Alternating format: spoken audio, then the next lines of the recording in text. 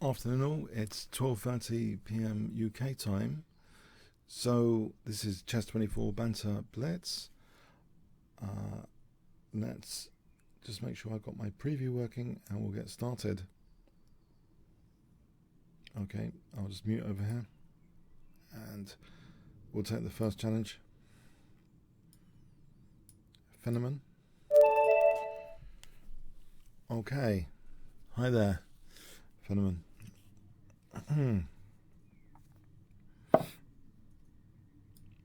Trying Sicilian defense in this first game. Maybe I'll pinch it.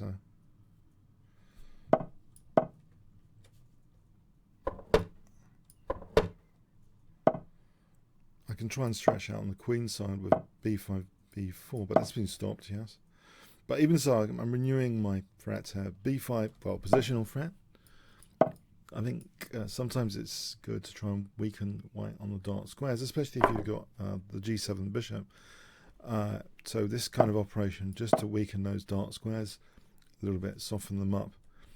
In particular, d4 could be useful, but in general, this whole diagonal, I think, could be handy to try and liberate that bishop across that diagonal.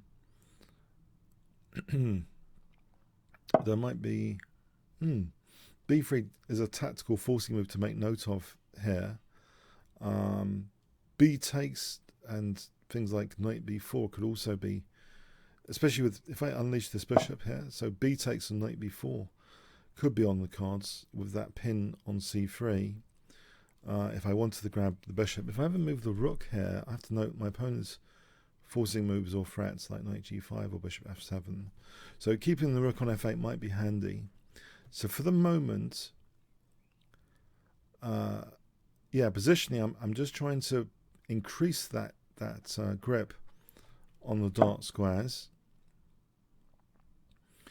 Now possibly, queen b6, knight c4, queen b7 might be a good thing to do, even though it's with tempo. I would be threatening here b takes on that bishop on b3 here. So I've got my dark square pressure, and I've got a little pressure now on b3 here to try and win that piece. Okay, so this looks bad actually because that piece is hanging on b3 now.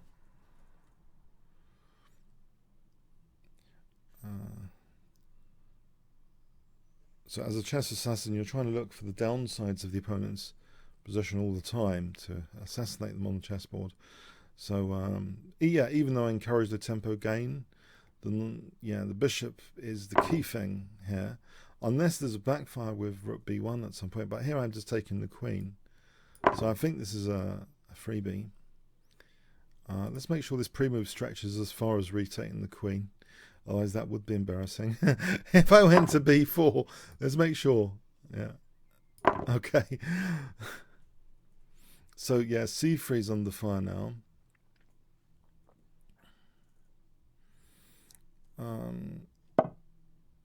Right, so I think, just take on b1. The entry points need to be factored in. b7, b8, b6, they're not major entry points here. Maybe bishop a6 is plausible. Yeah, as long as the entry points are not too crushing for me. All right, thanks for the game, Fenneman. Marcel. I'll try knight c6. So someone's suggesting f4 cool opening on the chat here. Bird's opening. Yeah, actually, Bird's had some venom, actually. If you play it well. Yeah, it's the follow-ups, really. Even, the Grob has venom, g4. It's all in the follow-ups, I think. Now here, I'm a little bit surprised there because this does allow me to blunt this bishop and get this kind of aggressive pawn chain where it seems I'm playing already with some sort of some sort of initiative.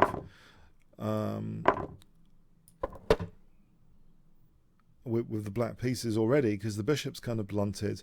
King's still in the center, and there's light square weaknesses.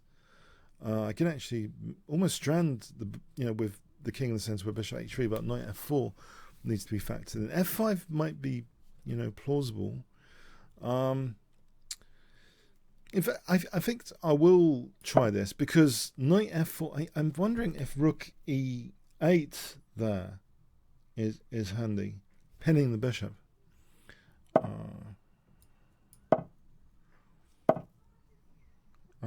Now there's the possibility of f5, and at the very least, with these light squares and without that fianchettoed bishop, they should be in theory a bit weaker. But concretely, I think here castling e3 is looking very good. Now I have got hanging piece here. He has got queen h5, looking at the bishop. Probably, knight g5 after that might be scary. Okay, now I feel okay, I can do something with tempo here, like this, to hit that knight. Okay. And I think I want to rearrange my rooks, actually, so that this rook's joining the party.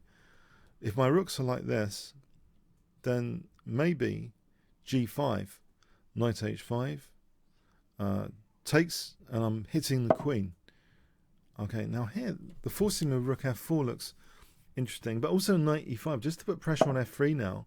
So with queen c6 and g5, f3 could be under great scrutiny here. With no peg in the center, okay, now there might be f4, which parries that stuff.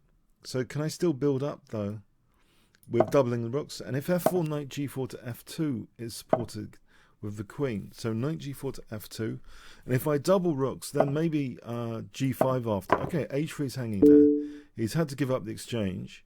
That can't be good news, giving up the exchange there. Now I can still build up on this f-file with g5 here, and also, of course, I could have just taken now on h3, but I was a bit focused about doubling the rooks there. Sometimes a positional decision, I'm not thinking tactically, and vice versa. But yeah, let's just take that pawn and then play for g5 and bishop. Not sure about bishop d6. I'll drop d4, but certainly g5 probably should be in consideration here. And okay, maybe d4 is dropping. D4 is dropping. I can probably go around with rook f6, h6, or try and hold that for longer. There's a few things to try out here. Possibly using this rook rather than this rook, because I don't want a weak back row. If there's a transaction of bishop takes, rook takes, queen takes, queen takes. I don't want a weak back row, so I'll try and hold my d pawn for a moment with this.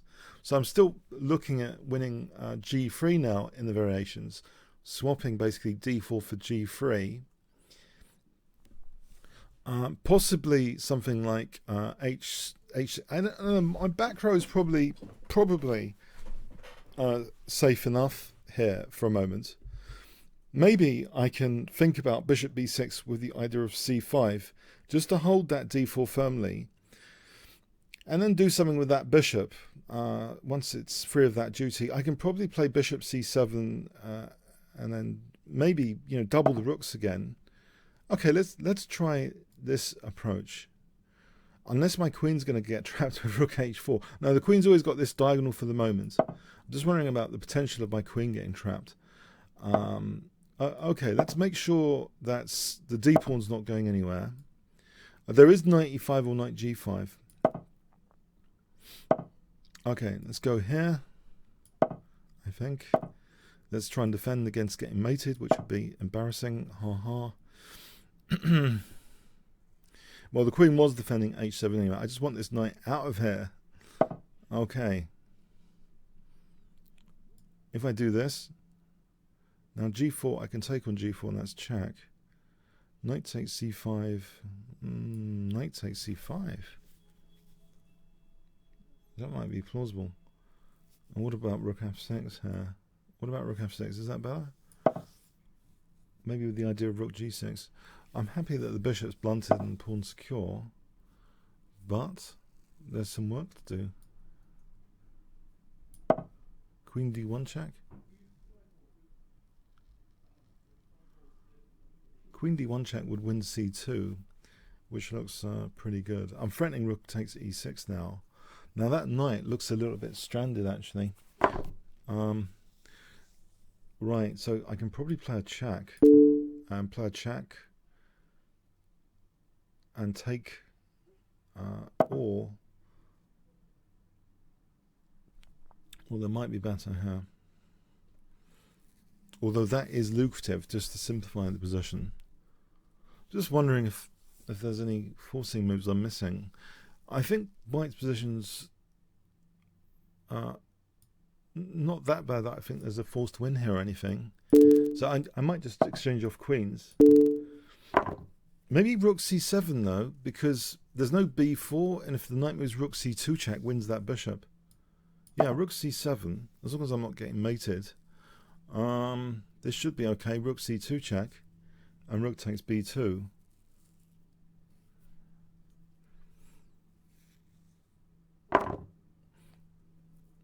That's a very good that's a very good response. Oh wow. Okay. Okay, let's see what's going on here. I might need to go into a dodgy endgame at this rate.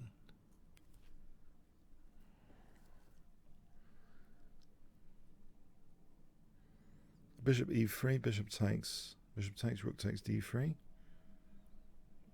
I'm just wondering if my a5 is vulnerable after that. Dark square bishop, this dark square pawn could be a liability. It's probably worth me going into this endgame, further simplifying here. Got to be a bit careful. If I'm winning b3 here, well, bishop b6. Could I try for a mating net on bishop b6 with rook c2 check? If king g1, rook d1's mating. If king h3, maybe I can try and seal up some sort of mating net. That game recently, I managed to lose a lot of time though trying to get a mating net, which didn't happen. Bit wary about that.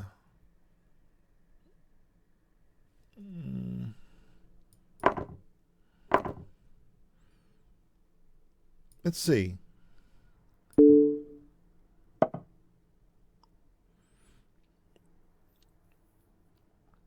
If I try and win this a pawn. Actually, there's rook f4 as well here. Maybe rook f4 is better. No, actually, I'll keep that threat alive. Let's take this now.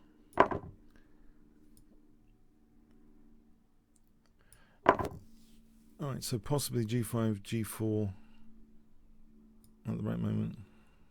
Got to watch out for g7. That bishop can coordinate potentially on g7.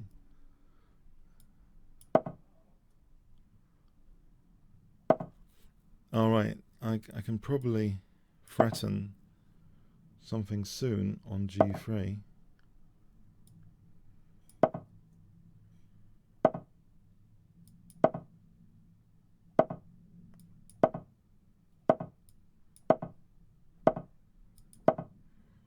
Now h3 is threatened,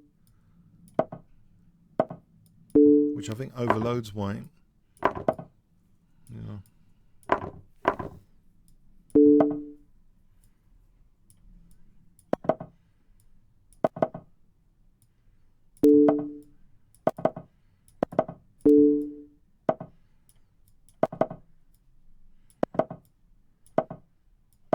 It was a good battle. Well done. It was a good battle. So, okay, Kaz.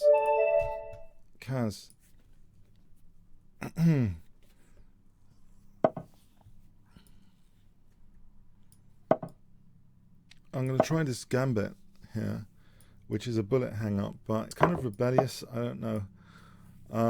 I get the idea that if white takes, it's totally unknown territory as far as most people's opening theory, and B, I've got a sort of active pieces here, which I think is often good enough for a blitz game. Basically, Now, I could be being very optimistic here, but I've had good results from this sort of position. Because I think basically, as long as there are active pieces and it's a blitz game, it's not too terrible thing to consider. Some strange, weird and wonderful gambits.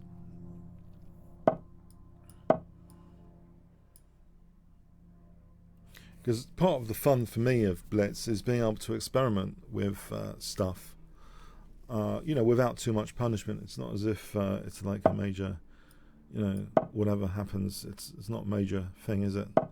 A blitz game. So you can have a bit of fun experimenting with ideas. Okay, now he's taking like a lot of the sting out of my position, so how much fun will I get actually? Yeah, it seems pretty solid actually at the moment. I can get away with this. The rook's protected on d6 at the moment. In fact, have I got any attacking scheme available? Bishop g4, queen h5, rook g6. I can hold e4 now with this move.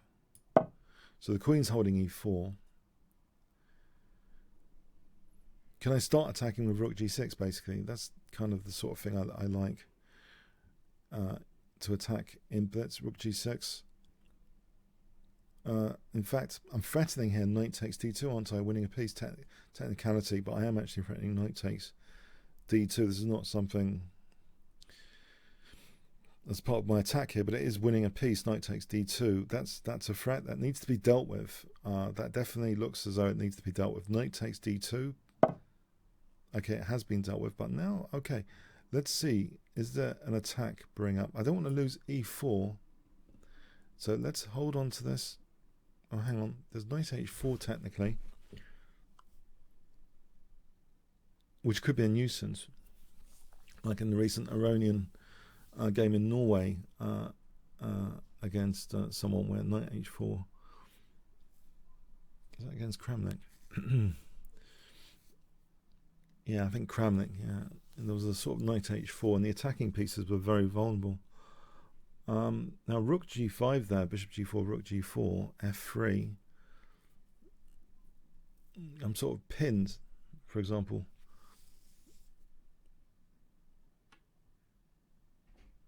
Yeah, I'm pinned there. So let's take this easy with queen e7 for a moment. Or not. I'm wondering what to do now. No! Let's go here. Let's get this out of the firing line for a moment. As though I'm threatening knight e. No, let me try this again. Let me try this again. I'm going to try and arrange safely rook g6 without knight h4. I think that's the first thing to do. White's kind of passive, all cramped and passive here, huddled up. But that queen was a nuisance on a4 in some of the lines. Now here, maybe there's an idea of, well, bishop h3 I think is the threat now, to win the exchange at least. That is the clear and imminent danger. Bishop h3 will win the exchange in this position. Bishop h3 is winning the exchange here.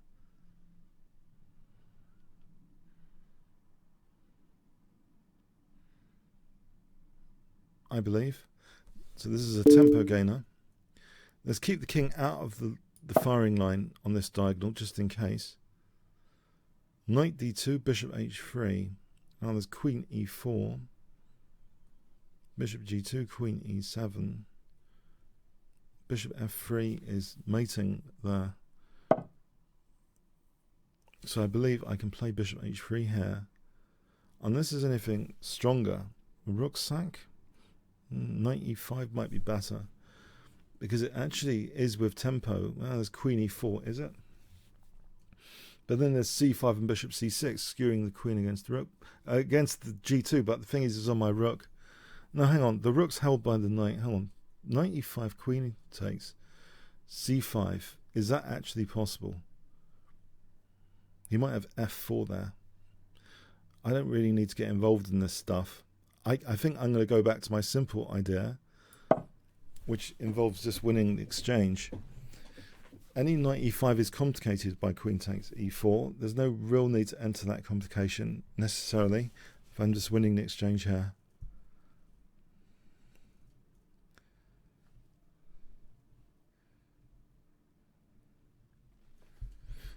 Am I? Is there a resource here I've missed? It's very possible. That's the resolution of chess. There might be resources to miss. Now bishop takes g2 might be the most accurate move. Knight takes queen, bishop f3, unless... No, there's knight takes g6. That wouldn't be funny. Okay, let's just take the knight then. Not be too clever. Okay. I'm tempted to just go for a mate on g2 here instead, actually. Alright, that is being a bit clever, but I'm thinking bishop f3 is leading to a fawn pawn on f3, which, hang on, if I take, I lose the rook. Nope, I should have taken the exchange. I should have taken the exchange. I'm not even getting my fawn pawn here. He's on that rook. This has been a little bit of a tricky game, and I keep underestimating resources instead of playing simply. Sometimes it's better to have simple chess and avoid complications. Simple chess would have been to take the exchange. That's for sure. I'm attracted by aesthetics and aesthetic ideas though.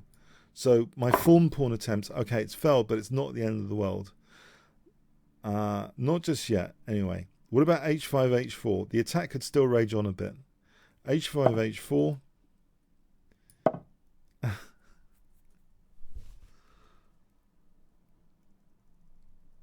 If h4, I'm taking that. I'm protecting e4 still. I'm threatening rook g3. So the thing is, h4 by itself is not doing too much because it'll just give him the h1 square for his rook. So what I need to do is still be very careful here. I've just noticed there's rook e4 and king f3 now potentially. This is the kind of thing he's going to do with 14 seconds, isn't it? He is going to do this with 14 seconds. So do I just let him? I could consider h3 check first to try and dissuade this whole idea. Okay, he's not taking that pawn, so I get to hold this pawn. Okay, I'm allowing now rook to the 7th, aren't I?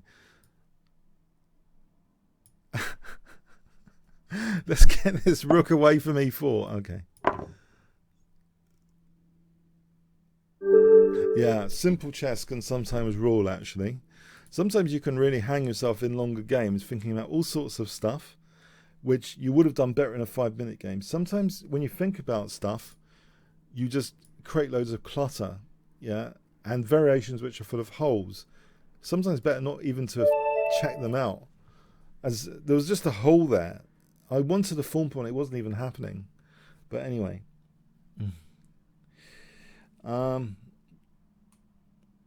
Okay, let's see. I am white. Sorry, is my recording level wrong? How is the audio? I'm just going to check. Someone mentioned about... Oh, it's at 72. Pardon me, sorry. It was at 72. I don't know what happened there. It's now at 100. Hopefully the audio level is going to go up a bit more. Sorry about that. Unfortunately, I recorded a couple of videos for my own channel.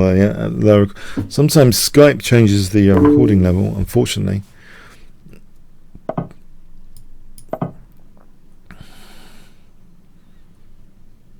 Now, you might think this is a bit strange to accept the double pawns, but hopefully my punishment isn't too severe for the double pawns. At the moment, it looks as though it's not going too well.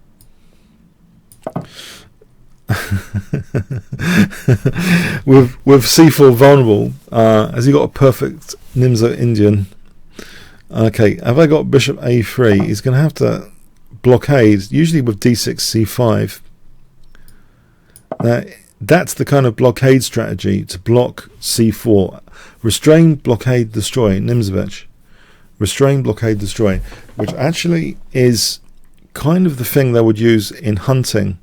Bow and arrow hunting. The same sort of principle. The idea is you slow down, restrain a target. Blockade is like slowing it down even more, then destroy it. So it's in hunting. You want a fixed target because it's much more difficult with a moving target. And basically, part of Nimzovich, my system, is a lot about, okay, there's bishop f3 tactically here, but it's a lot about this restrain, blockade, destroy. You start with the double pawns, you create a blockade, and then you can start working on like winning c4. It's like that sort of targeting. I'm wondering, can I not play knight e5 here as a tempo gain, which kind of seems to refute, and he's got a certain move order in mind that I take here, but bishop f3, but knight e5 unfortunately does seem like a killer tempo gain in this position. I'm not sure what black does after it. It's unfortunate that I have this. Black's strategy should have just been mainly restrain, blockade, destroy, as far as I'm aware. So a must is to get Nimzovich, my system, because that's basically a lot of what he's talking about is winning chess through basically making sure the opponent hasn't got too much counterplay, and that's like in the broader sense of this. You win without too much counterplay is another thing. So rook takes, queen takes is getting annoying. He is winning some pawns here. I can choose which pawn to lose, or I can set a trap with c5, check for bishop e5, but he can move his king after.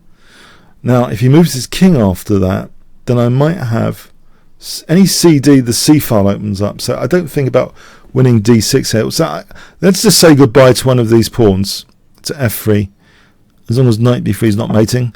If I say goodbye to f3, bye bye f3. What about d5? Opening up this diagonal, there's e5. c5 seems more dangerous to me, a bit more double-edged. If this c file is opening up, there's a backfire on my king. Okay, I've got the bishop pair. He takes that pawn. In theory, he's got some pawns there for the endgame. Let's see. Queen takes f3.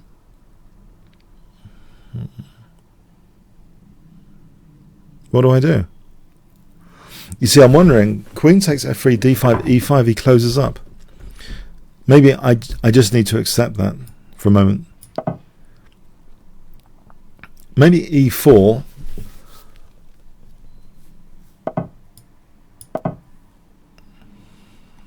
Maybe he takes, I might have to take with the rook, the way I've played this. Is that pin? Okay. I can set a trap, a naughty trap. I know, very naughty. Bishop b5 check. But I can put a pawn on c6 and squish the knight. The knight's not going back to b7, is it?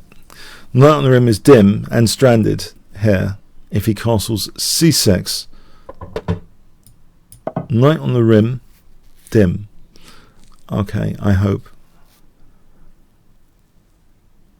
Now if I can protect my queen, then I could move the bishop. Now rook e2 might be useful.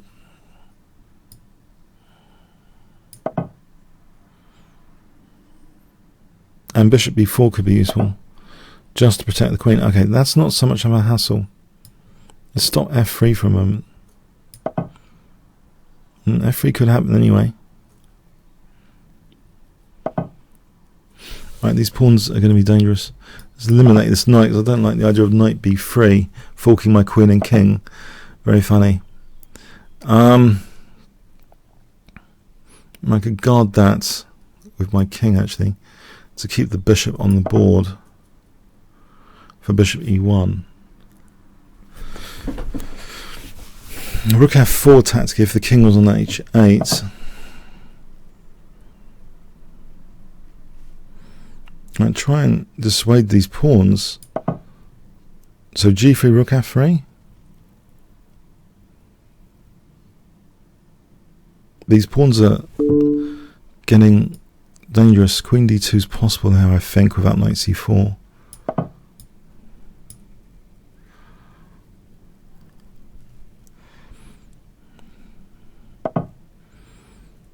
Alright, so queen e2, g3, there's queen g4 there. Saving the situation a bit.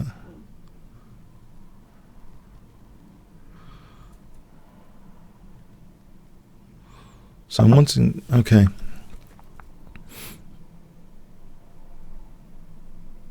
What do I do about these pawns?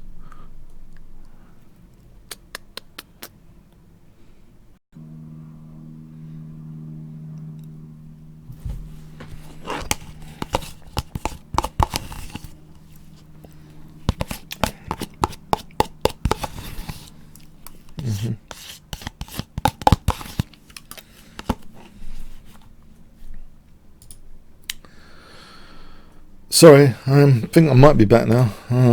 I seem to have this every week at the moment. Connection drop. Loss of rating points.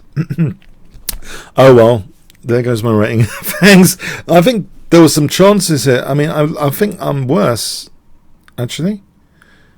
Yeah, these pawns are looking menacing in this final position, but I might be able to score some sort of perpetual with, say, rook g3 and queen h5. The king's a bit exposed, but okay, it could be that I'm just losing that anyway. Okay, next challenge. Sorry about that. I don't know what's going on in the last few Sundays. I don't know if BT are doing some works on Sunday. I was thinking maybe I should just restart my router prior to this session. I forgot. I was a bit tied up with all the stuff. Okay, hopefully it doesn't drop again in this session.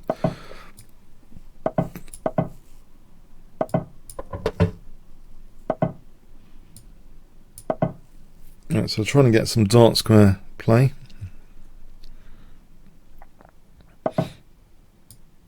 Something like e5 and knight e4 is probably unsound here. What about rook d1 then? Rook d1, rook c1, knight b5. Or there might be the case for knight d5 if takes. Knight d5 here, under better circumstances, would be leading to d6 and d takes. If that pawn was supported, this knight d5 looks pretty good.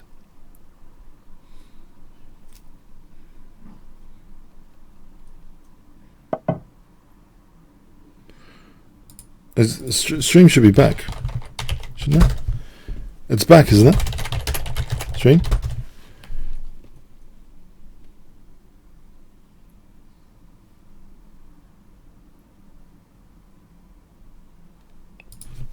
Just press play, I think. Press play. Press play or something.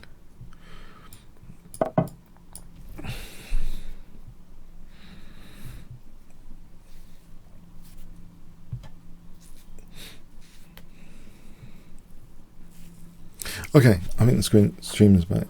So knight d5, ed loads up for d6 and d takes. You could take king h8. I think it's still okay. D takes opens up. Basically, I've opened up the diagonal in that case, which can't be too bad in this sort of situation with the lead environment and potential, spectator pieces here. Ed. If we say, for example, king h8, d takes. You can see that the pawn has been cleared. King's on h8, which could be some sort of liability later. You can start to look for sort of mating patterns with the king on h8. If this diagonal is cut, it's almost as if there's a mating net constructed. So something like, for example, knight g6, you can fictionally imagine rook h3 mating then. Actually, maybe even that's possible with a4, rook a3. So opening up this diagonal could have some bad implications for king safety here. You could, so just to recap, like for example, well, concretely, okay, in this position, concretely, I think there's an issue with that because of the e7 thing. In fact, I could probably take check, knight takes e5, and that pawn's pinned. There is g5 there, and that's an interesting position. I've got a couple of pieces hanging. The other way I could consider here is knight takes, and on pawn takes, d6 check is winning on the knight. This might actually be clearer to play knight takes e5. Yeah, that might actually be a clearer way of playing this, to try and exploit e7. It looks pretty good. If takes knight e7 check, king h8, knight g6, I win the queen. If takes here, I play d6 and I win the knight. I think this is a good situation to be in.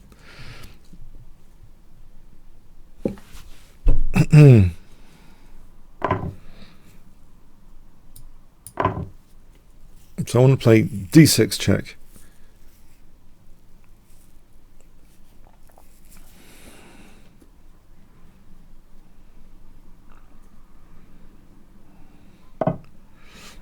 Now I have got two pieces hanging here for sure. I can probably play knight d3 though for queen e7. Yeah, I think I'll play knight d3.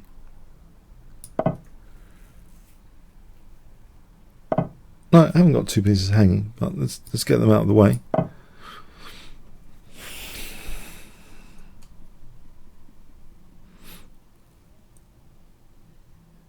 Now it looks as though e6 is tempting. So rook a d1, knight f4, knight e6, or just knight f4 straight off the bat. Just go into that e6 square.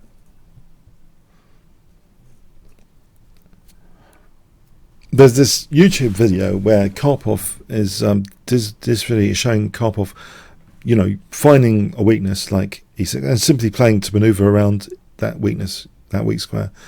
But here, yeah, knight e6 looks pretty cool. e7 for end. Okay, so there's some game left still. There's some work to do here.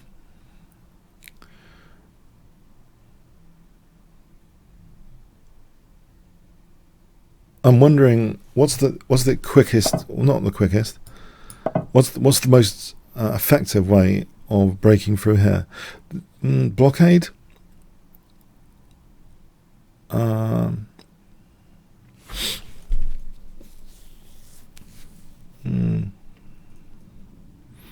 Not sure really at the moment.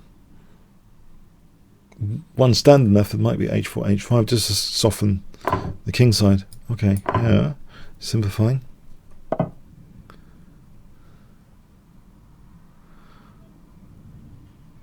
Why did I imagine I'm a piece up? I'm not a piece up. It's the heat. It's pretty hot. That's my excuse. I don't appear to be a piece up. Oh boy. Anyway, it looks pretty good, whatever this position is. It looks pretty good for a moment.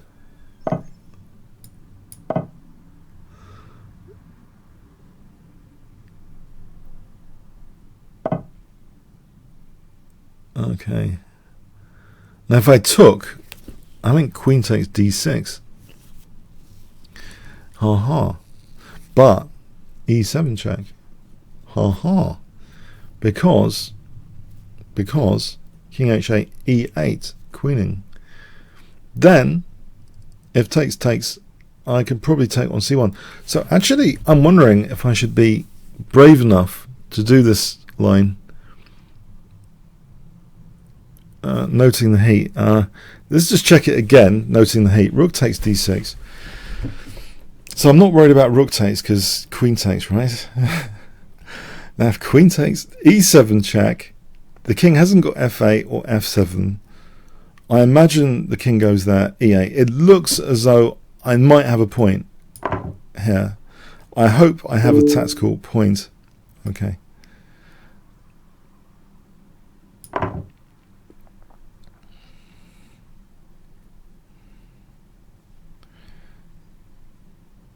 Now rook d7 check, as long as I'm not getting mated after king h2, that would be good, because then e7 check is arriving with rook d8 to follow. E7 here looks very tempting because takes rook d7 is check. Oh, this is check already. Anyway, okay, so rook d8 and queen. Okay, I kind of lost track of material evaluation during that game. Oh well. I'll pre-move. It's a safe pre-move. Okay, thanks for the game. Easy rider. Might not be easy. He's 2350. Pretty good rating there relative to mine. Okay.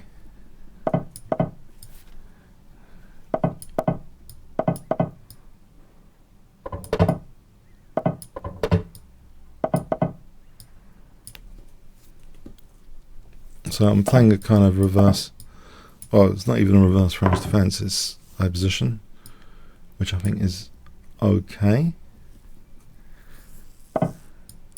Sort of, it could have arisen from the King's Indian defense. Yeah, this looks as though I'm doing okay. As a junior, there was this lecture given by John Nunn on his 2 wins against Korchnoi, which he both won, but one of them, he was talking about his knight on b5, which couldn't be moved. Yeah, so he kind of considered it a blunder to play a5 because it allowed knight b5. He had reams of analysis, printed analysis, for his game encounters. It was fascinating.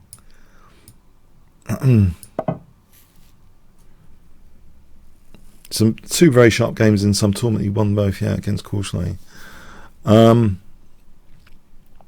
Very dangerous tactician. Bishop f5 looks as though knight d3 spied. What about queen d1? To stop knight d3.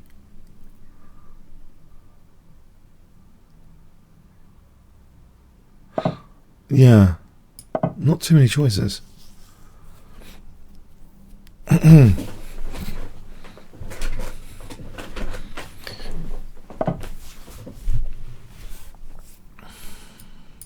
Maybe e4. Can I not just take on d6?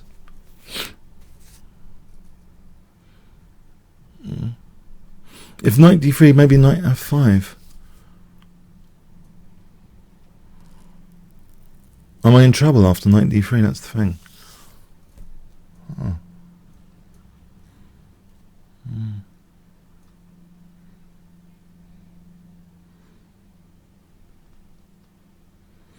This is interesting. If I'm in trouble after knight d3. No, knight takes f5 is with check, and I'm taking on d3 after.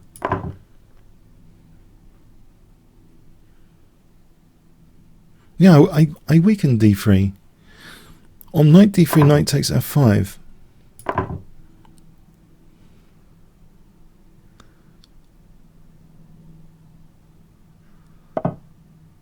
Right, right.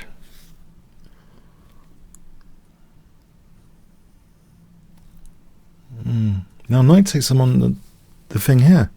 So bishop takes, knight takes. If knight takes, he's on my rook. I could play bishop takes, and if he takes here, then I take it, fracturing the pawns. If he takes back, I take that. So I think this is all good news, knight takes. So I'm threatening knight takes c5 here. And on bishop takes, I'm going to take, if I can take away that...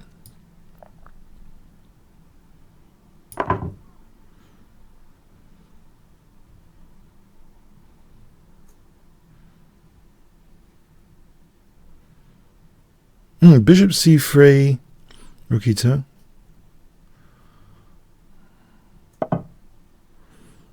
Aha.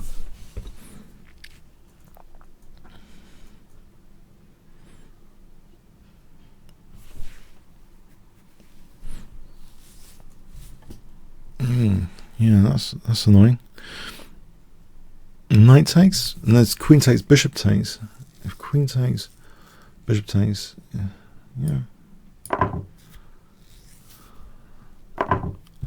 So I've got bishop c6 here. Oh, I've got rook c6. Bishop c6 might be more simplifying. Queen c7, bishop a8, bishop takes d6. it might be more simplifying.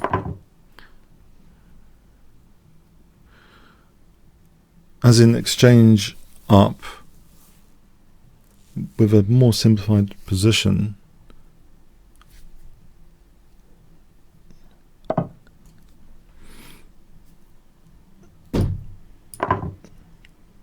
He's on h2. I'll take care of that for a moment. I don't want my kingside chipped away. Bishop, queen d5, bishop b5. And first port of call is I'll stop queen e5. I guess there's f4 and bishop f3 though. f4, bishop f3. g3 drops the h3 pawn. I think I can do this. If it goes over here, I can take the bishop. Queen c5, I'm going to probably play. Maybe bishop d5 is good, central. Then king h1 to unpin, then e4, then f5. Alternatively, what about just queen d5 there, just to simplify? Try and simplify. Queen d5. So queen c5, queen d5, queen e7, e4. Let's imagine e4 for a moment. Bishop c5, king h1. Bishop moves.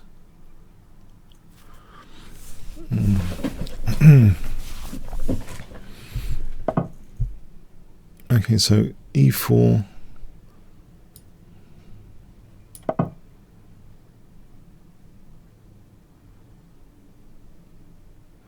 Bishop f4 I can take. The rook's held. It's not pinned for a moment. I hope this is not overly ambitious. Do this. Away from the sensitivity of f4 on a skewer.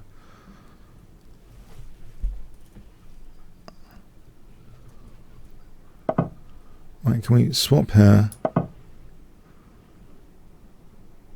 Don't like to have loose pieces lying around. If we can help it. Alright. Now build up for maybe f5, but there's a pin on e1. Okay, let's get that. Okay, I'm hoping there's no bishop h3. He's kind of unpinned. Can I blunt that bishop just in case? It's bishop d6. Then just what about e5 just to stop the effect of the dark square bishop? Exchange off here. Now maybe f5 just to try and get to my opponent's king. That diagonal's blunted. I'm just wondering about the dark square play. I'm hoping it's not too much. Quite tricky to sometimes manage counterplay. Bishop d7, bishop h7, queen f7, just checking some random stuff. Bishop h7, queen f7, queen d7. As long as his bishop's not conspiring with the queen here, that could be simplifying. Has to worry about f7 now. e6 is also on c5. So e6 takes queen g6, king moves. There's rook f7 though without any checks. I could simplify with e6 because it's on the bishop on queen e7. As resigned. Thank you, Easy Runner. Thank you. Azul missed. Azul missed.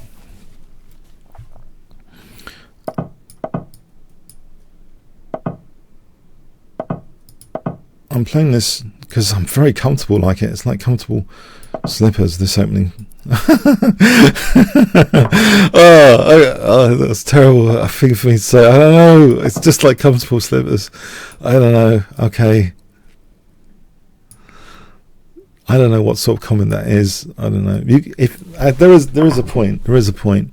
Sometimes you want to play openings you feel more comfortable in, and you can't quite define why you're comfortable in them. But you know also it's good to make the opponent uncomfortable, and it's this emotion that you'd think is not part of chess. We should all be Vulcans, but perhaps we're not Vulcans, and so there is a certain emotional thing going on at some level with certain openings, comfort, discomfort. But this one, the reason I probably feel comfortable with it is quite often there's a ready-made plan here of going with the f pawn. So king h7, f5. Okay, so f5, and then maybe d6, f5. So f5. Yeah, it looks attacking. It looks attacking to play f5 here. The forcing move is introduced f4, which is not handy at the moment, but there could be a moment in time that could be handy. So it's good to have some available forcing moves. They're a reflection of your tactical pressure on the position. Now at the moment, I think my opponent's pretty solid. Does he want to give me that dark square bishop? That's the thing. If I play g5, I'm always weakening these squares, and there's also, I probably have to factor in a piece sack as well. So bishop f4. Oh, that's interesting. I'm going to snap this guy off and play bishop d7. I'm hoping this is okay. In fact, I could consider knight e5. I'm just hoping this bishop without a counterpart is sometimes better than just a bishop. If it hasn't got a counterpart, then you can look forward to opportunities which might be more difficult to defend against. It's like having an advantage on a certain colour complex. If you've got a bishop without counterpart, the classic example of that is the Morphy opera game, if you remember that, because Morphy got the light square bishop, and all of a sudden, f7, b7. A lot of the light squares in the game were weakened simply because they gave up, their light square bishop, and Morphy was able to probe on light squares quite easily, create batteries. It's a must-see game if you haven't seen the Morphy opera game anyway. But you should know what I'm talking about. I hope. The light square or dark square complex is helped if you've got a bishop. But I've got both the bishops here against that bishop, but nevertheless my king's side slightly compromised. The thing is also, it's tricky to say that my king's weak. It's only weak really if it's that exploitable. Is it that exploitable? With the knight on e5, I think that's a good position for the knight. He's swapping that off. Okay. It's possible that I could be exposed. I'm wondering about rook d8 if I need to protect d6.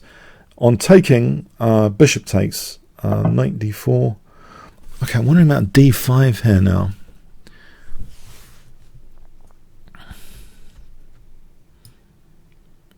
d5 might be plausible to shut out that bishop for a moment.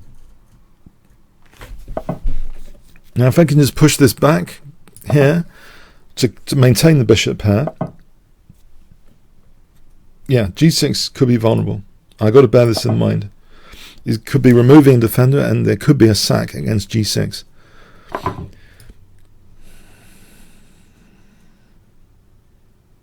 Now rook f7 is also dangerous. Maybe rook e7. Okay, I can take the queens off here, thankfully. It's balanced. So g6 is not critical. But I have to be worried about rook f7 now.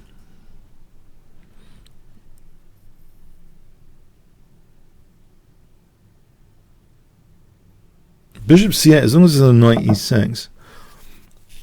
Bishop c8 might be plausible. I don't like this pin. I'm on the defensive at the moment. Bishop c8. Entry points though. Where does that?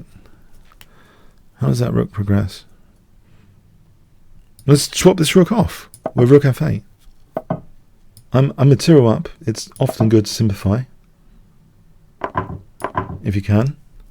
Have to watch out for the forcing moves there, because otherwise that could be embarrassing. Alright, so bishop d6. Is he torturing my poor thing with knight h4? probably. And if I played bishop e7, has he got knight e5? Probably. I might have bishop f5. Might be an easier thing to unpin the pawn here, to give the option of g5. Okay, and let's centralize the bishop to stop knight e5 as well. And let's push this to take away d4 from that knight. Now possibly, yeah, to hold the d4 square, if I can recapture, I'm holding that d4 square still. No, I think this is okay, g5.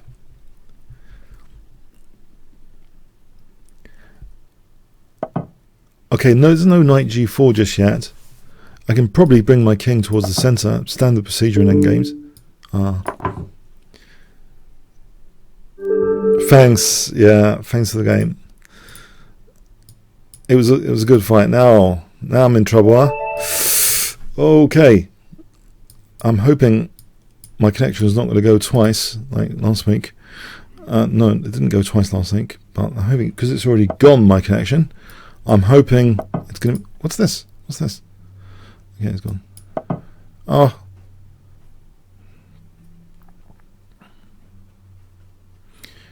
So I've just blundered a pawn already. I didn't necessarily mean to do that. That was a quick pre-move, wasn't it?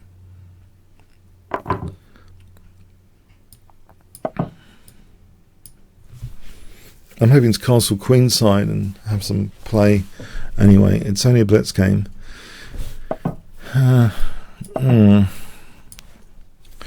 Get some counterplay.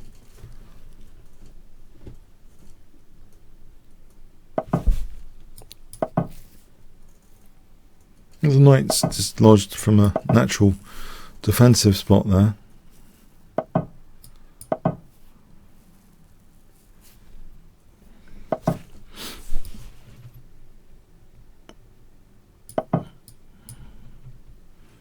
Trying to look at resources and keep calm as a precursor to finding resources in the position. He's not keen to automatically castle. Maybe I can play for d4. Just play positioning, d4 in the center. So something like maybe I can point at his king now if there's nothing better to do, like g4, queen h4. You see, without the knight on f3, this kind of stuff might be more dangerous than usual. Unless he's winning d4 here, this could be silly of me, of course. Maybe I should have considered taking. It's not too late. Maybe takes is not too late. Don't want to lose a centre pawn for nothing. The fishing pole I don't mind if he wants to activate my rook. Maybe f5, bishop d5. It's always bishop f3. Okay, so yeah, I think I've worked it out. Don't panic in Hitchhiker's Guide to the Galaxy. I think I've finally worked it out. It's only taken me 5 years, more than 5 years. I think really, don't panic in itself, e.g. when you're playing someone 2700, is not entirely helpful. That's my first conclusion. It's not entirely helpful in its own right.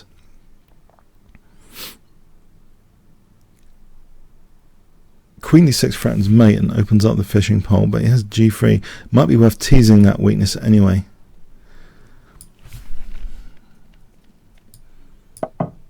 He's not really going to give me a fishing pole, right?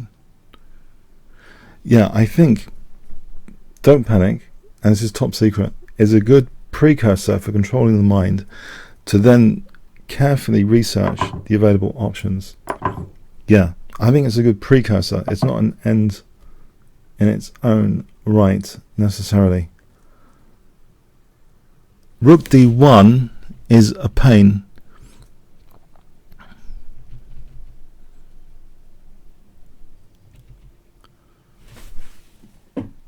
Queen e7, I'm not sure I'll get time for g5 because of this thing, but I'll give it a shot for him to play g3.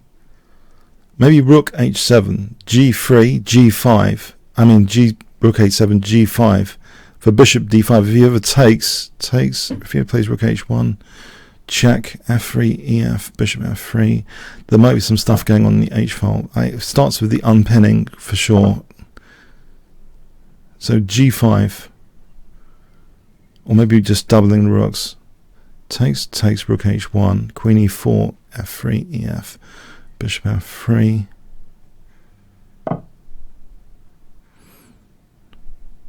If I double here,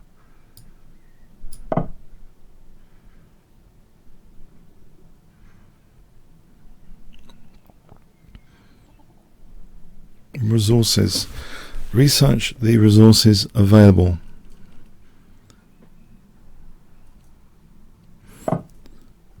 Check. King e1. Rook on the 7th is usually worth having anyway.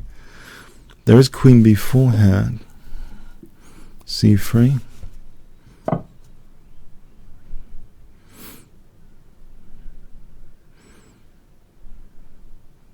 c3 blocks his bishop. Might be worth taking that pawn off.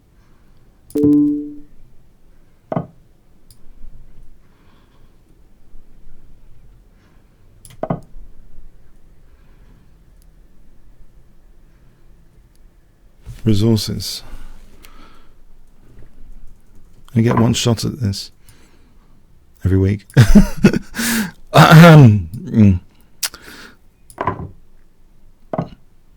Now rook e2, queen c4. This is what I'm talking about, resources. With the check, it's lethal on d2.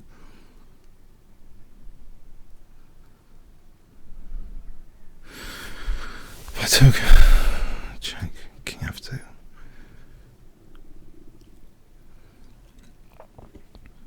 Do I need a knight?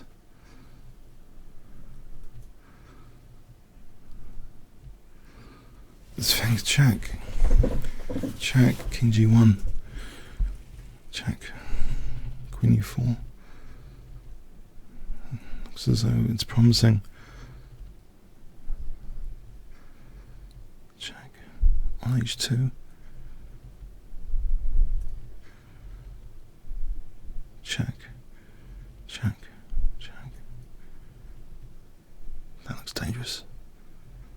Now you may be wondering why I'm whispering. It's because I'm trying to find some resources in the position. Check. Here. Isn't there queen f3? There's rook h1 there. Okay. Queen e4 sets up things. Queen d2, rook g2.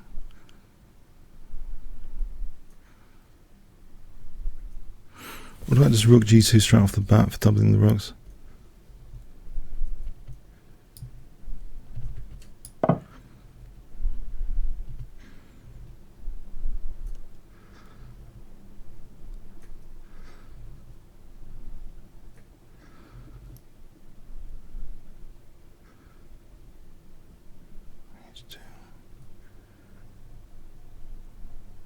Could win this bishop in some lines. With the rooks doubled. Pigs on the 7th times 2. Basically. Would you really want to pass up pigs on the 7th times 2? A lot of Fischer games he won when he got a rook on the 7th. 2 rooks on the 7th is better. Rook f2 check. Okay, 2 rooks on the 7th.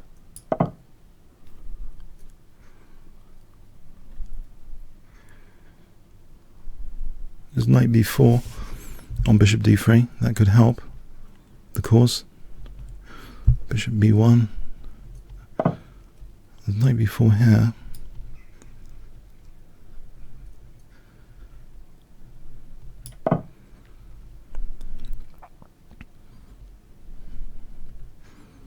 What about queen e3? I just missed queen e3. Talk about resources. I missed the simplest resource going, queen e3. Oh, what a moron.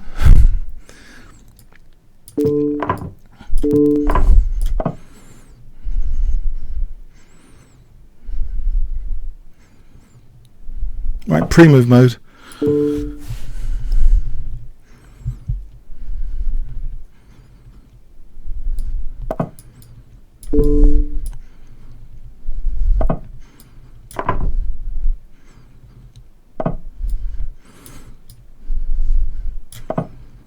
move mode.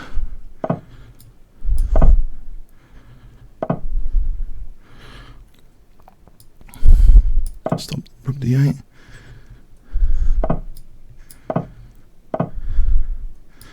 Knight d4.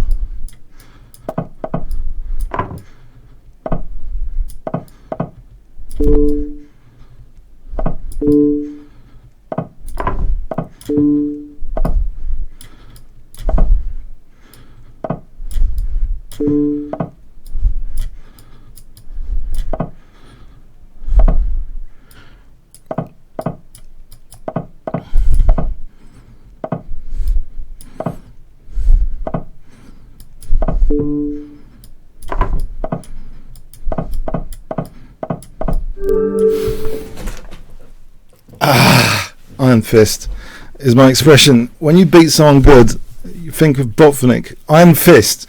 Logic.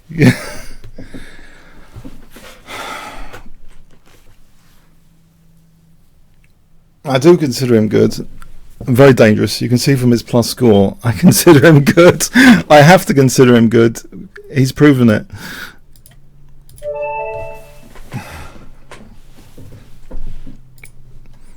And he beats the IM streamers as well sometimes, quite a lot. I've noticed. I do occasionally look at other streamers as well. So this one's a dangerous guy, picking on streamers. Well, not today, Chillingford. Not today. You don't crush a streamer today. Oh dear, not today.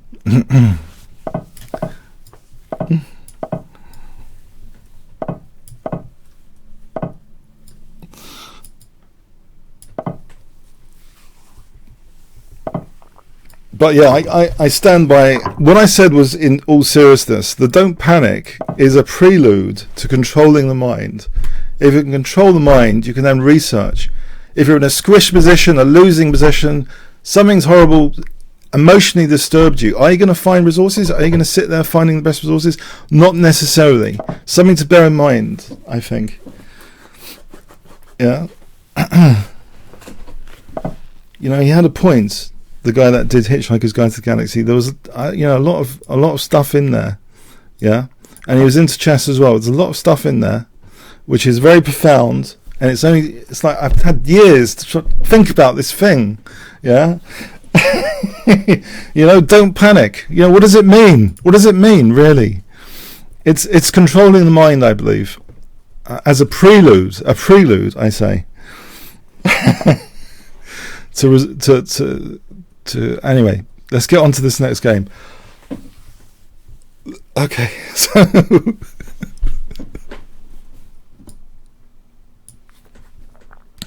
you see, my mind at this moment is not in control. You see, am I researching the position? No, point proven. I don't need to say anymore. I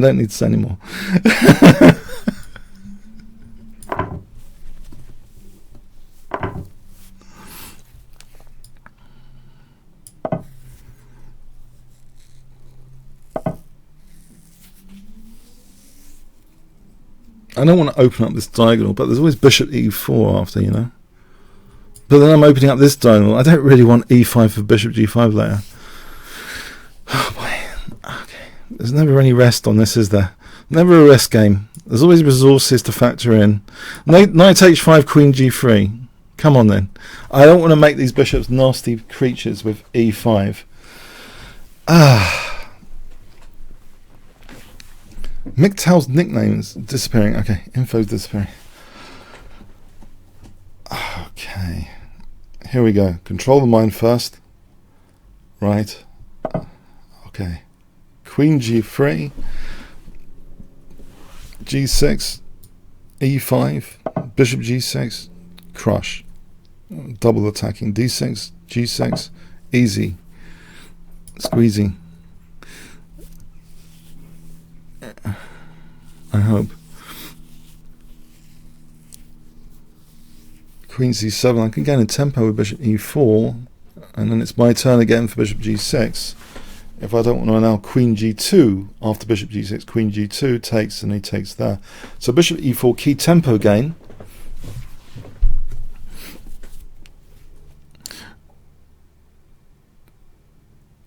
by the way, there's no such thing as half tempo. You might have heard Peter's Vidler say about half tempo. I'm pretty sure it's not to be taken seriously. I did ask him about it on the site, and he said it's not to be taken seriously. There's no such thing as half tempo. I can explain why. Yes, you get this for free as well. I'll explain why. A tempo is based on a ply, P-L-Y. A ply is already worked out. There was this massive ambiguity about what a chess move is. Is it one move or two moves? A ply is a single half move, and a tempo has always referred to plies, not moves, as in two moves, plies. So there's no such thing as half a tempo. I just want to clarify that. There's no such thing as half a tempo. Bishop G6, Bishop H7. Come on. Hopefully this is crushing. I've just blundered, haven't I, to Bishop C5. What a muppet! I've just blundered to Bishop C5! No! No! Okay, I'm going to mop up some pawns here. I got the knight there. That was, he had to play King H8. Yeah. Okay. My mind is not in control right now. It's still going on about the past. I'm not in the present. I'm in the past. I need to get focused. You see, I'm missing resources. This is the thing. This is the thing I'm talking about. Yeah, chess is supposed to be, it's supposed to be a logical, rational game. You're supposed to be finding the best move in every position. You can't do that if your mind is elsewhere. Maybe that's good for blitz because you can move anyway quickly. It doesn't matter. But here, even in blitz, you want to try and find good moves some of the time. So let's see. Bishop D6. That looks awkward, but I don't want to run into knight E5, you see. I'd rather play it like this rather than suffer with knight E5 and D4. I'd rather play it like this.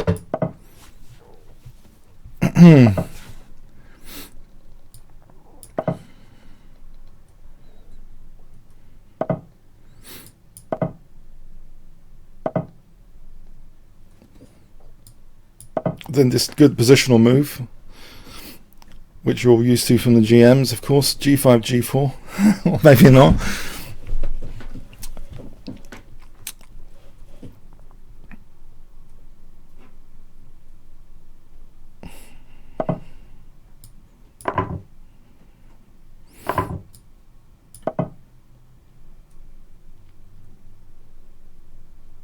Is F5 plausible? If it takes Bishop D5, is that terrible? How terrible is that for me to play F5 here with the idea of F4 squishing?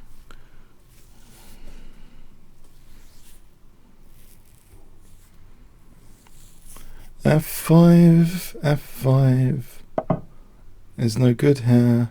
Okay.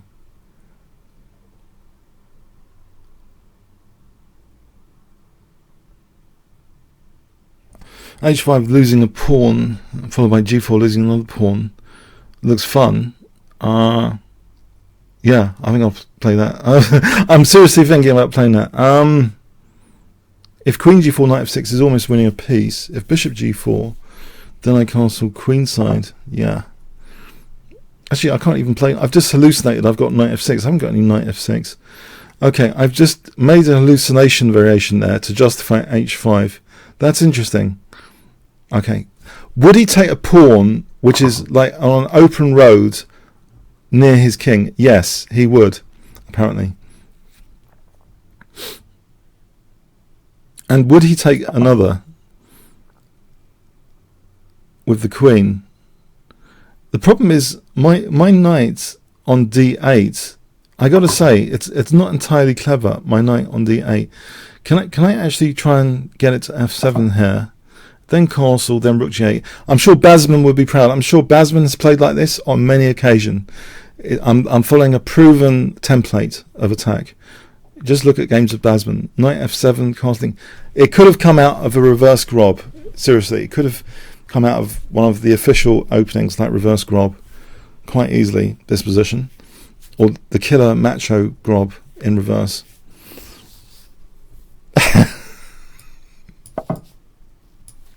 Oh no, I should have thought about I'm not thinking. I should have thought about taking that.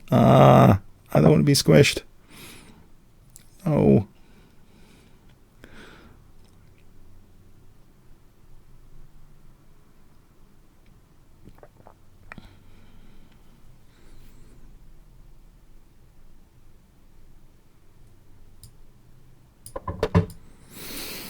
He's giving me some dark square play here for sure.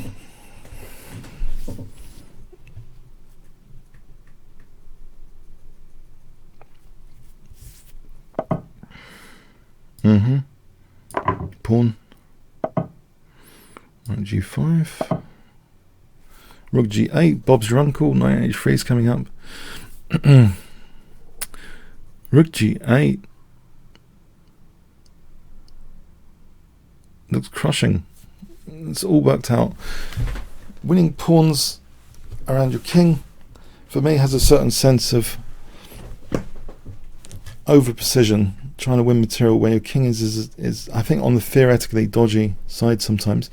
Of course, this wasn't the best follow up for white, because it seems as I'm getting everything I wanted and dreamt after rook dg8, knight takes h3, knight f2, rook h1 checkmate. Is everything I've been dreaming about on the G and H files is coming together here in a crushing way.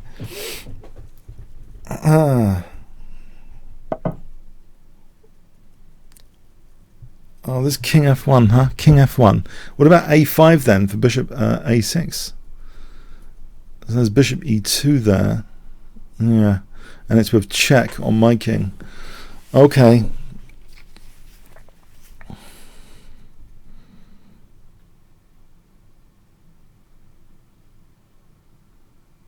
I'm still playing anyway. When the king reaches f1, I can play a5. Balkan committee on the diagonal.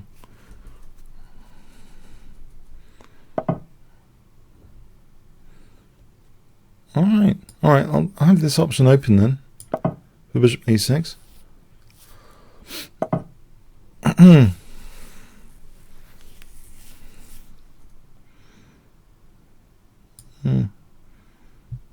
H3 looks okay to me. Hang on. There's 2 pawns for a knight. Who cares about knights? Rook takes and then queen h7. I've also got even bishop h6 on the cards. Bishop a6. So queen h7.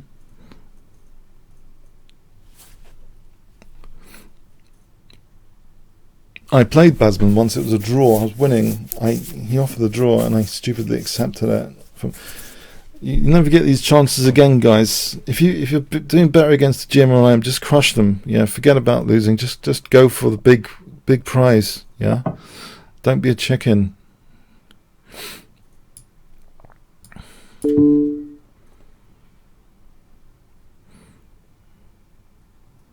Rook e2, rook g4, bishop e2, rook h1.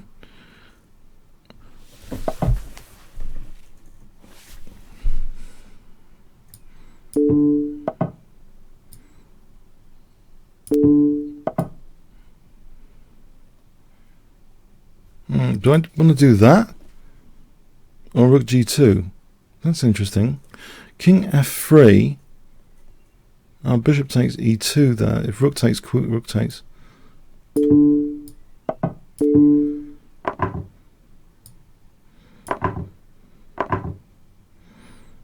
I've got b7.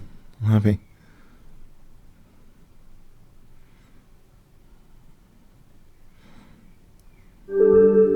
Thanks. Okay. Victor. Hope he's not the victor in this game. Victor. Very funny. Very optimistic nickname here. Unless that's his real name. Okay.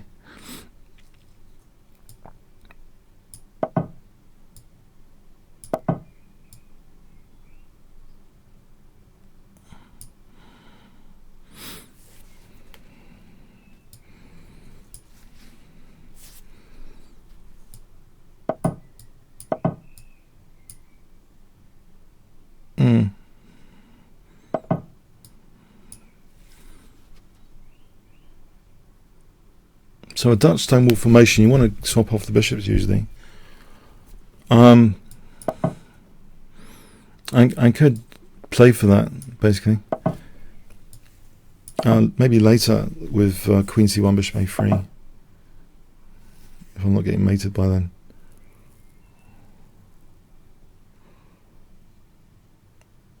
Can I do this? a4, bishop a3, without even castling.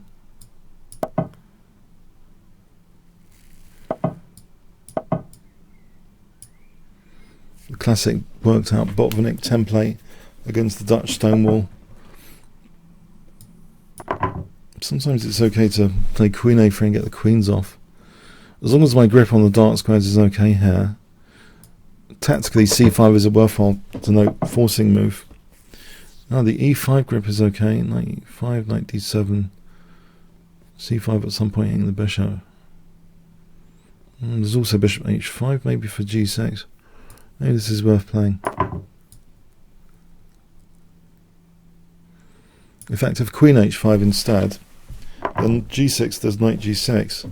So I can arrange that with c5, bishop a6, queen h5, g6, knight g6. So let's see. So knight e5, knight d7, c5. Okay, he's got bishop e2, queen takes. Oh, it's not happening.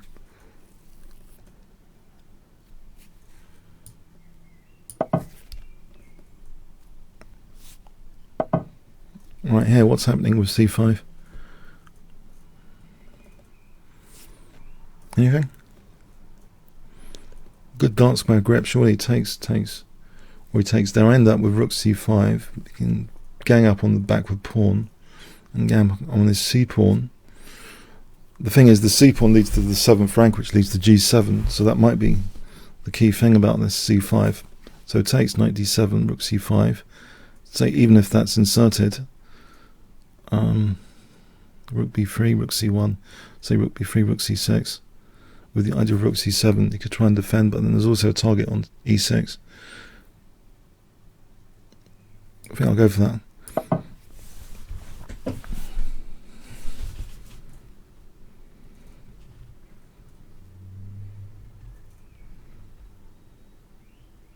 So we're talking this backward pawn versus this backward pawn, basically. But I'm saying that this backward pawn might have implications for his king. Well, that's my bet anyway. More than this one.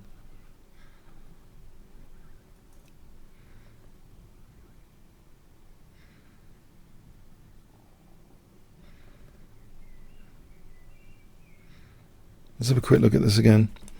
Queen takes, rook takes, bishop takes, queen takes. Rook b8, rook c1, rook b6. He could defend. Maybe queen g4 and h4, h5, h6.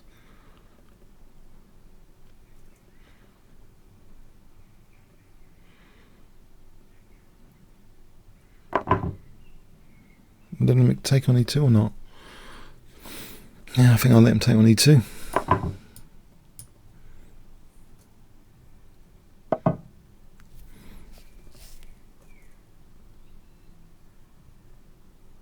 Now I can treble. Rook b6, I can treble. Rook b3, rook c6. I'm not getting back row mated just yet. It'll be nice to sort out my back row. So we exchange off. I've got access to rook c7. There's also rook a5 here for a passed pawn. But the 7th rank for the king is sometimes lucrative. There's a parking spot on c5 here without hassle for the queen. So he plays rook b2, queen c5, with the idea maybe rook c7 there. Not missing a tactic here, am I?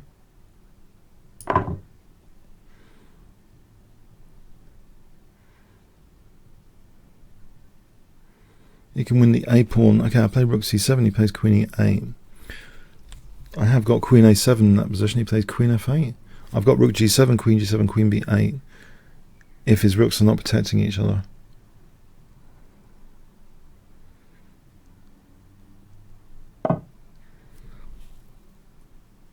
So rook c7, I think queen c5 first, to force the queen back to e8. The rooks get disconnected, that's a potentially loose rook. Rook c7, queen e8. Queen a7, queen f8 gives me the option of rook g7. He takes away that square from his queen as well, the a4 square. So let's have a look. Rook c7, queen e8.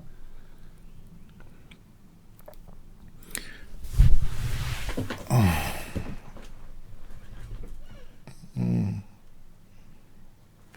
Didn't see that one, did I? Oh, okay. I think there's queen d6. Don't panic just yet.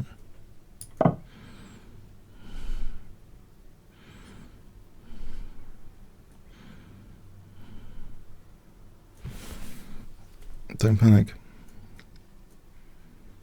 It's not what I intended. There still might be a way of getting onto the dark squares. Rook b1, rook b7 later.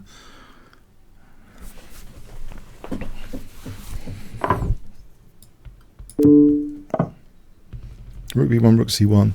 Avoid the check. Still plays rook c1. He's got a check here. This rook and pawn ending. Maybe it's better to have that queen ending.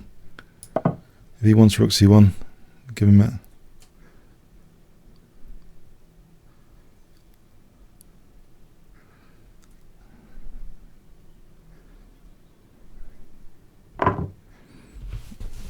Check.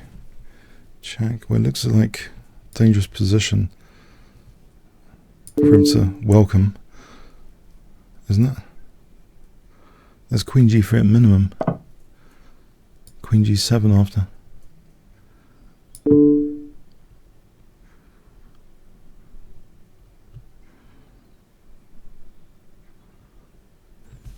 See, the worst case in chess, you panic and you even resign. You make the decision to resign. It's a committal decision. It's even more committal than pushing a pawn forward. When you resign, you lose the game. No game was ever won by resigning. It's actually, technically, he created a weakness of the last move, that his rook on b8 was loose for that moment. I thought that was it. I thought, okay, that's a shame. Next game, but I'm happy that this is the outcome.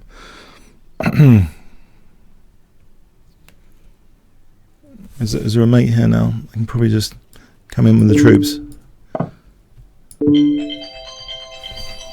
Well, there was another game because there was a connection failure, so I got lucky there. I thought that was it. I just didn't see it. Yeah, tempo gain.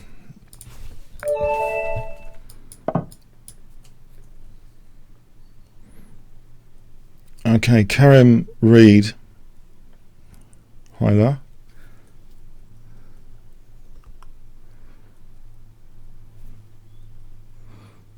There have been games in history where grandmasters, I think, have resigned in, not just I think, I'm pretty sure, have statistically resigned on all sorts of time controls, not just blitz, when they thought they were losing, and in fact they might have had some resource. So, okay, let's see someone else just quickly, just for a last game. Now this is unfortunately a guest member. It's good to come a premium member to challenge me. This guy's got a high rating. And in fact the guy after that has got a high rating. Is it a good time to stop here? Hang on. Now if I had a chicken costume I'd put it on right now. Oh man, do I have to end on a bad note? Oh, okay, now hang on, I think I might have had a good game against him last time. So where's my chicken costume?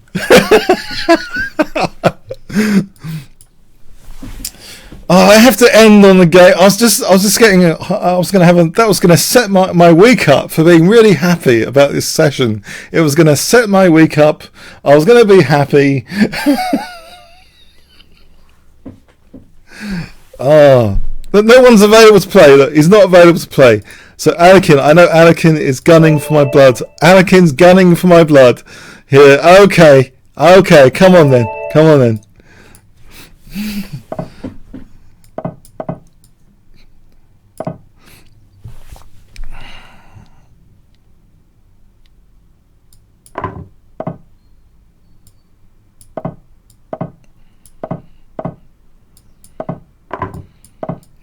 I think this is okay, this line.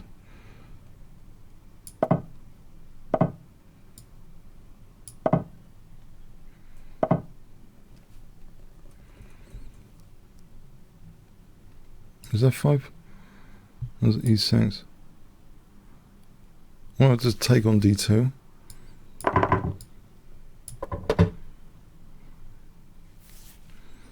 If I can get hold of the f5 square here, c5, d4, bishop f5, it might be okay. Try and provoke some weaknesses. It's a 3-minute game. I should note it's a 3-minute game.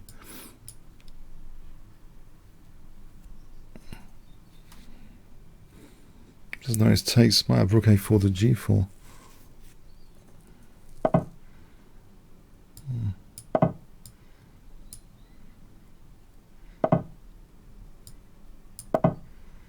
Don't have to give up the exchange just yet. Right, so he's given me that nice f5 square. Rook e6 to g6. Oh, natural. As 40 Towers would say, the guy in 40 Towers, Basil 40. Oh, natural. Rook e6 to h6. This swinging the rook. I'll have my b pawn take it. In fact, there's even rook b8 to try and potentially. How annoying.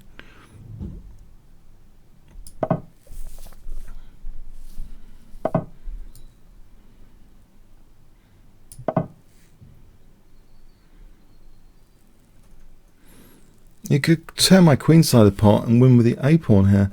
That's something which could happen. It is. It's true. It's true. He could win with his a pawn.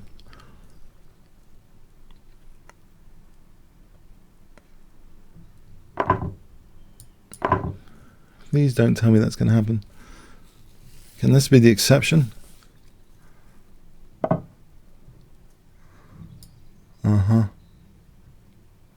Let's not have the queens off just yet.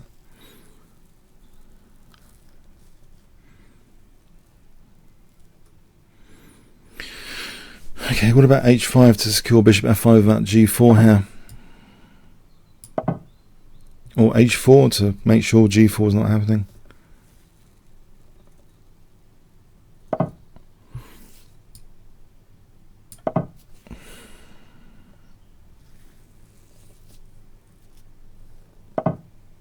H4. Unless he's going to attack me. He's going to win that pawn. Okay. I'll get ready. With king f7. And rook h8.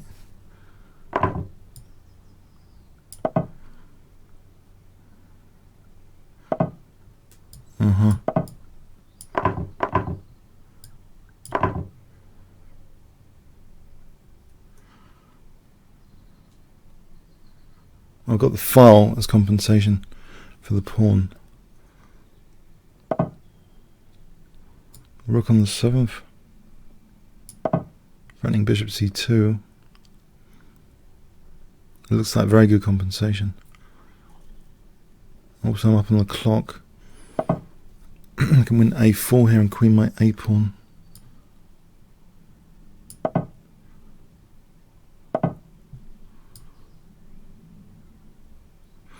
He hasn't got knight e5, has he?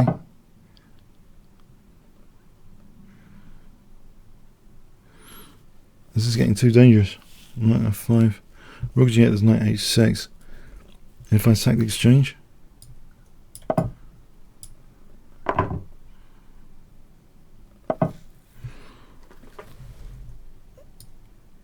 A pawn. Exchange down with a pawn with his clock situation. Statistically, I would say I'm going to do well here.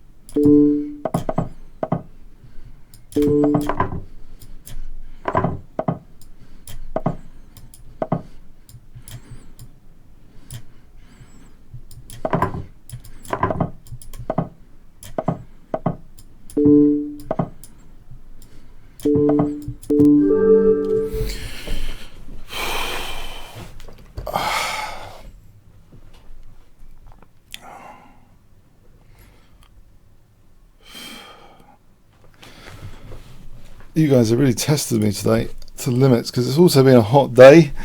I want to give thanks to the watermelons that I had to eat. That cooled me down a little bit for this session. I haven't got, unfortunately, air conditioning here, so it's really mega hot today, but it's been some spicy games as well. Hope you enjoyed it. 1 fun, 10 boring. If you want to vote now, just for the record, 1 fun, 10 boring. And if you want to like the video, that would be cool. If you can put some likes to the video while you're here. Okay, I'm just going to calm down while you vote. A takeaway lesson from today: don't panic. It's a prelude. You want to find the resources in the position. Even if you're about to resign, don't panic. There might be something. You never know.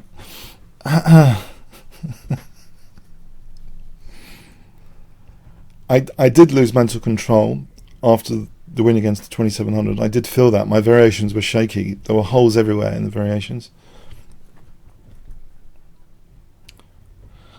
And it's too hot today to play chess, really. Okay, so I'm going to go and watch TV for the rest of the day. Okay, but I hope you enjoyed it. Thanks very much.